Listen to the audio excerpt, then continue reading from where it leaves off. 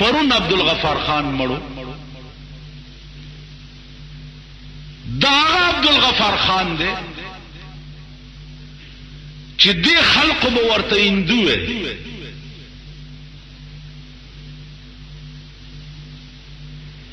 دې خلقو به ورته سرحدي ګاندھی وي دې خلقو به ورته د هندو مرګره وي ویلې به کنه خاص کر دی مسلم لیگ کو دی مسلم لیگ کو با غفار خان تا هندو ویلی او دی هندو مرګره به ورته او تر مرګه پورې ورته هندو ویلی چپ چپ چپ چپ چپ چپ چھوڑ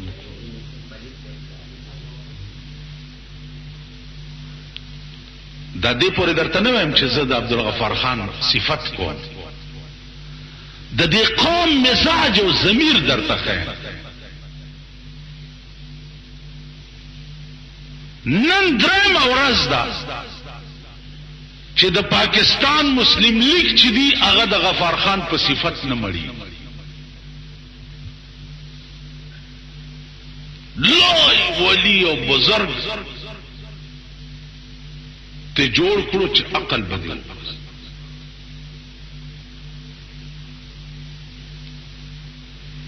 دا ستا د صوبه سرحد گورنل چې دی به ویلي چې دا د هندو مرګره دی دا هندو دی هانجی ابل ورځ د بیانو چې په صوبه سرحد کې سیاسی بیداری چې دا عبدالغفار خان پیدا کړی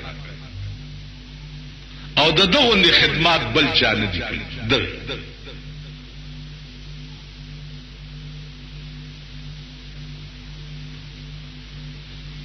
تاسو خیال اوس وایي چې واقعي دا سړی چې د ملک په آزادۍ کې د ډېر لوی لاس اوسې صفتونه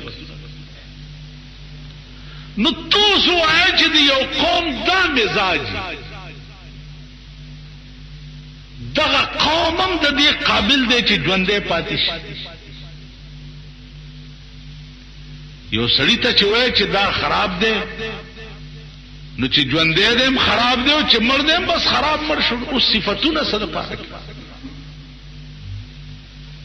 بیا د هندوستان 90 کروڑ دنیا وزیر اعظم ړومبی ورته هغه راورسېدو ښځه او بچي ورسره دي او داغي چې خپل کمره سم د هندوانو هغه تابوت ته داسې تاسو بلی دلې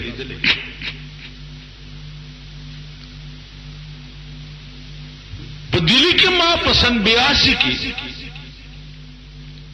د هندوانو د پارلیمنت د یو ممبر نه تاسو کو چې تاسو د غفار خان ولی دومره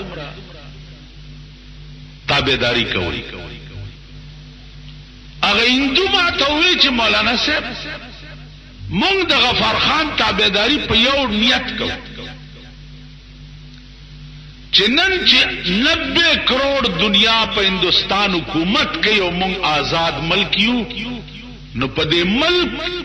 په آزادۍ کې د مغه سړی دی چې 15 کاله جیل پکې تیر کړي او د پیرنګیانو د دې ملک نه په وتو کې د دم ډیر لوی لاس نو مونږه په دې قدر کوو چې دا نن کوم حکومت مونږ ته ملاو دی دا د برکت په دې نیت قدر پاکستان کې مسلم لیگ وایي چې مونږ خو د سدرۃ المنتهی نه راکوشوي او صاحبہ اوس لوی مسلم لیگ چې د جنیجو دی او دلته هم صدران او لال کورتای جوړی کړی دي چې دا ملک مونږ آزاد کړی دا ملک د دیوبند علماو آزاد کړی دا ملک شیخ الهند آزاد کړی دی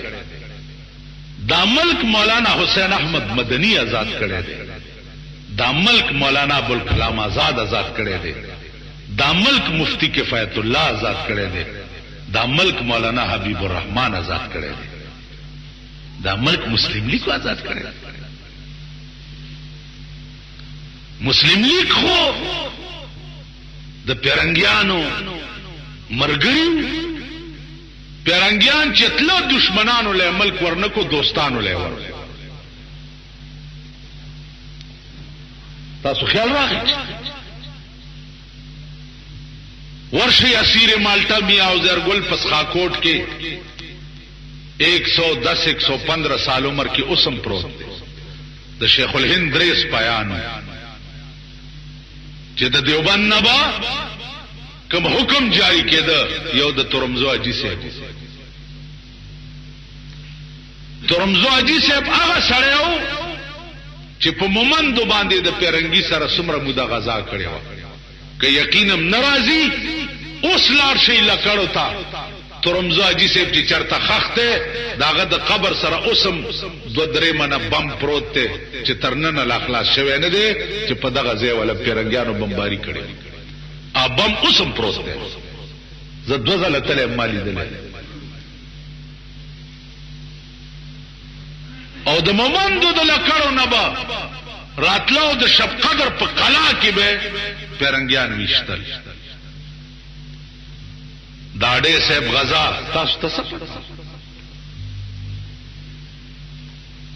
دا فقیر پی استاد وزیرستان چو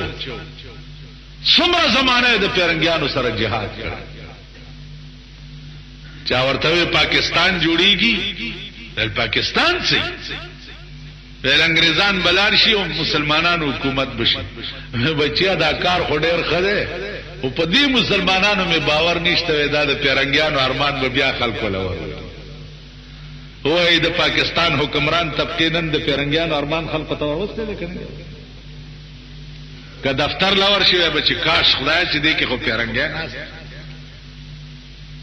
که افسر لور شي دا سرویه به در سره کوي چې تبه وای چې خدای دلته خو چې سیک ناس په خو چې دی نه وای. نوکرای لور شي بی او ایم او ډبل ایم او پی ایچ ڈی او پلانې او ډینګړې کاغذونه ګرځاوه. انټرویو دا هغه ورځ یو ډاکټر راته ټلیفون وکړو، و دې یو کونډې زوی دی که چېرته چپړاسي برتی شي د انټي کرپشن کې یو ځای دی. انټي کرپشن ډایرکټر ته مې ټلیفون وکړو، مال یو زلمه الک دی او چپړاسي برتی کول. ماته مولانا صاحب نن اتم اورز د چپلانی وزیر سره راستول او آرډر هم شوی. بس خو وزیران دی او ممبران دی او امنګان دی او ام پی ګان دی او رشوتونه دی او پیسې دی او دولت ته او د غریبانو کور وران. ابل شپدل ته د وزیرستان نه فود انسپکټرای د پاره یو انټرویو راغلی و.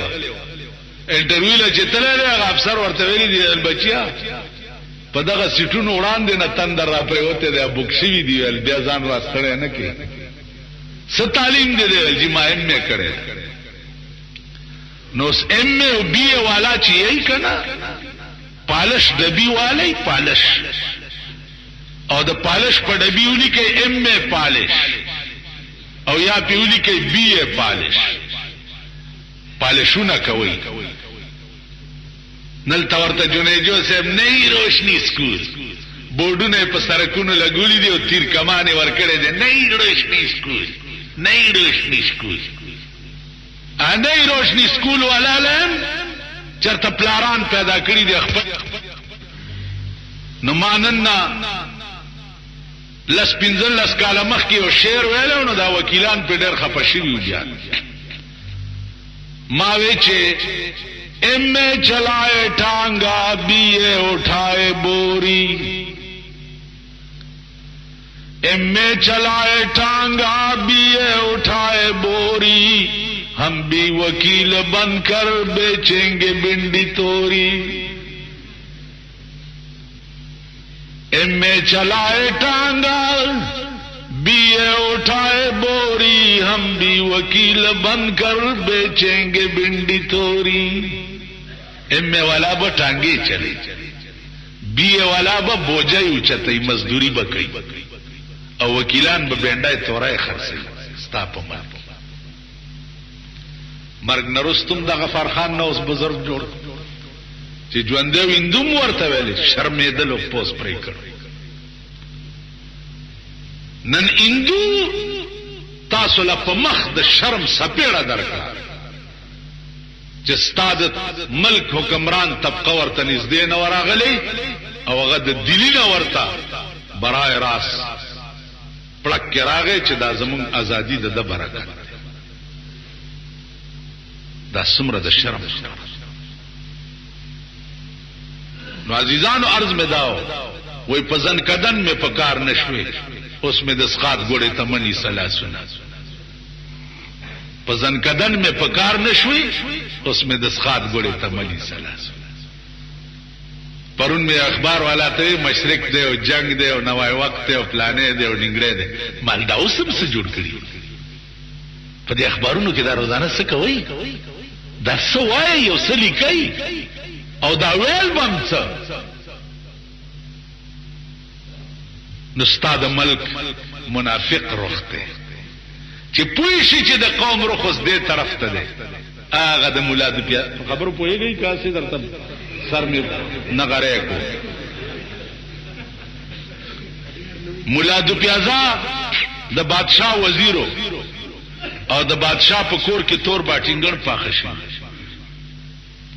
نو چراوی وستنو بادشاہ ورته وی چې مولا د پیازا صاحب دا تور باټینګړ په ډیر خشه ورته وی سه دا تور باټینګړ دومره اعلی شه دی چې د سبزیانو بادشاہ دی او تاج په سر تور باټینګړ باندې پاسه تاج ویل په سر تم بادشاہ تاج دی په سر دی او دام د سبزیانو بادشاہ دی. سبای بیا پخ چې سبای بیا پخ کړی دي چراوی وستو بادشاہ ورته وی چې مولا د پیازا صاحب ویلا ودا تور باټینګن هډر خراب شه. هغه ورته لسه کدا خوه نو سرمن به د چندخ پشان نه وي د دین آرامي سبزی بلشتن د سرمنه ته وګور بادشاہونی و دلاس ویل پرون دې د سبزیانو بادشاہ تی جوړ کو تاج دی ور پسر کړو او نن دې تی چندخ جوړ کو وجن حال وای. هغه ورته بادشاہ قبله عالم خطا خوشاله وکړ چې کوم شي ته خو ممتاز ور پسر چې کوم ته تبادوه مونږ تی چندخ جوړ مونږ خو ستا د خله او د خان د خله نوکران چې ستا ها سره ها ملاو نکو نو ستا د دومره لوی نعمتونه به مونږ په څه ازمو. نن ستا ملک د خان د خله نوکر دی. ستا ملک خپل ضمیر نه لري، خپل ایمان نه لري، خپل غیرت نه لري، خپل حیا نه لري، خپل شرم نه لري.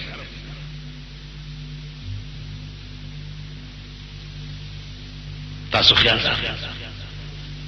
نو عزیزانو عرض داو چې اوس قرآن کریم با نازلیږي او غرض به څه دا بیانونه باور یې مخ کې